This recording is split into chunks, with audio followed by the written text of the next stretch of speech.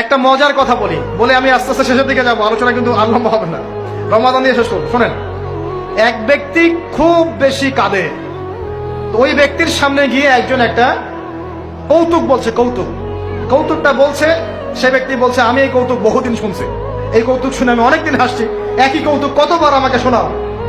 তখন সেই ব্যক্তি বলছে, দ্বিতীয় ব্যক্তি, যে একটা কৌতুক শুনে যদি তুমি বারবার হাসতে না পারো, তাহলে একই দুঃখের কথা মনে করে বারবার কাঁদো কেন? কথা বুঝতে পারছেন না? ঘটনা তো গন কে শেষ, ওটা আমার জীবন থেকে ওভার। ওর সাথে আপনার অতীতের সাথে আপনার এখনকার কি সম্পর্ক? এখনকার আপনি নতুন মানুষ এবং সেটা গন কেস শেষ। অতএব মাদক আপনাকে সুখ দিবে না। সেজদা, অজু করে সেজদা মানে নামাজ, এবং দুই সবচেয়ে আমার সবচেয়ে ফেভারিট জিনিস, সেটা হলো আল কোরআন তেলাওয়াত। আল কোরআন অর্থ বোঝেন চাই নাই বোঝেন, আপনি তেলাওয়াত করতে থাকেন, মনের সব কষ্ট চলে যাবে ইনশাআল্লাহ। এমন একটা শান্তি ফিল করবেন, এই শান্তির কথা যদি ওই যে পশ্চিমারা জানতো না, তাহলে এখানেই বোম মারা শুরু করতে থাকে। কথা বুঝতে পারছেন?